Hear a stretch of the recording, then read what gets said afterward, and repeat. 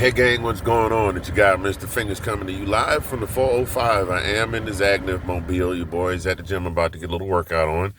Got to take care of your body as well as your brain. So, it is what it is. And I want to, before I even get any further, thank y'all for checking in on us. We had some storms come through here, but we're still here. We're still kicking. Casa Fingers is still intact. So, what are you going to do? You live in Oklahoma, you're just going to have to learn to deal with crazy weather swings, including apparently now in the fall as well. Having said all of that, I burned a whole 30 seconds of this video just talking about weather and things.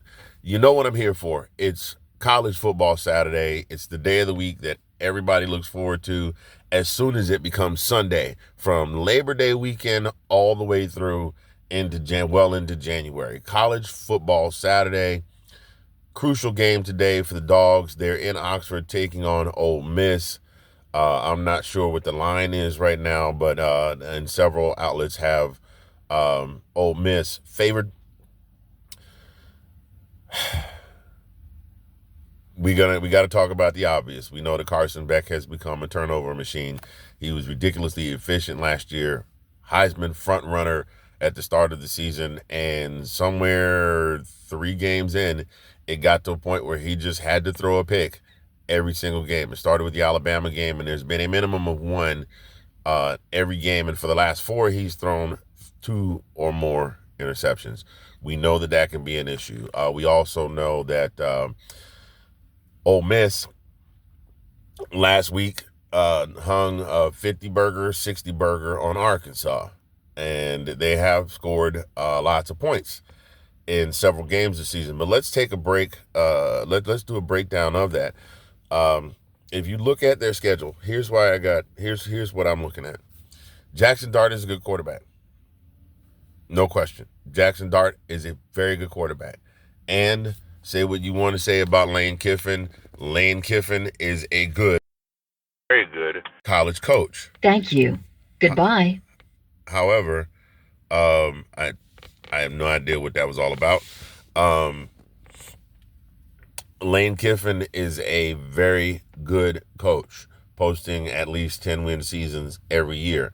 Not quite able to get over the hump. They always manage to have a couple of key losses. And as in this case, they've already lost to LSU, and they lost to Kentucky this season.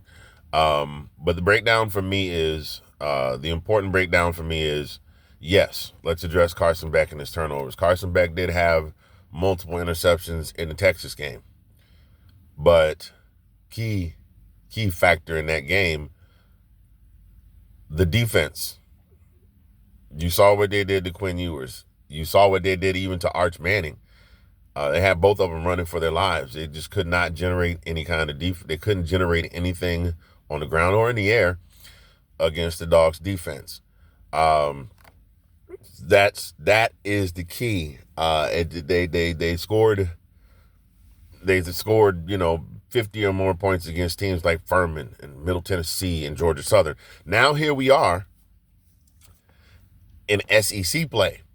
The only team that they have managed to score 40 or more points against was Arkansas. And looking at Arkansas's defense has been spotty at best this season. I mean, they've been tough. They've been tough. They still had the potential to post a winning record this season. Won't be playing in the SEC championship, but they have a potential to post a winning record this season. But it's been spotty at best. So yes, you're going to score 50 points against a team at the level that an Arkansas is right now. Now, we also know that Carson Beck, for some reason, he plays 2 to 2.5 quarters of really bad football, and then the switch comes on. I wish there was possibly a way for him to potentially play 2 quarters of football before the game actually starts, and then maybe he'll come out of the gate throwing lasers. I just don't see a way. Plus that, you have the propensity for Lane Kiffin to not necessarily do well in these key SEC matchups.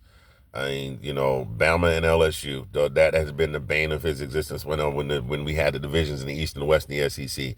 So again, I'm sticking by the prediction. If you saw the Reverend Red and Black video earlier this week, I'm sticking by my prediction that the Dogs are going to come out of Oxford with a win, still alive in the SEC rankings, still alive for the championship, and still alive for the CFP. That's what I got. I don't have a whole lot else to say. We know we have some. We had Etienne is still kind of banged up after the Florida game, but it looks like he's a go today. Branson Robinson is out. We know that. But we also have Tate Ratledge back, which is going to provide a little bit of stability stability on the O line. So again, I'm going with Georgia to win. I forgot what Rev said. I forgot what the score was. You're going to just have to go check out the Reverend Red and Black video for yourselves. Shameless plug. And check it out. But that's what I've got. I've still got Georgia coming out by at least 10 over Ole Miss out of Oxford. I know it's probably going to be a little hairy, no pun intended. But yeah, that's what I got for today. Don't forget, Colin and I will be on this Monday. We're going to break the game down in some toto. I want to sound intelligent like I'm speaking Latin. I think I made that up. I know Toto is either, would depend on how old you are, a dog from Kansas or a band that sang a really great song about Africa. But that's what Colin and I will be doing, breaking the game down, breaking down action all around the SEC. We also are going to start taking a deeper look at the CFP, potential for the CFP, both for the Dogs and around the rest of FBS. So you guys make sure you tune in, and I'll be, you know me, I'll be on here. I'll have my comments here and there. So don't forget to check us out. You guys have a great day. I'm going to go get this workout on. Go Dogs.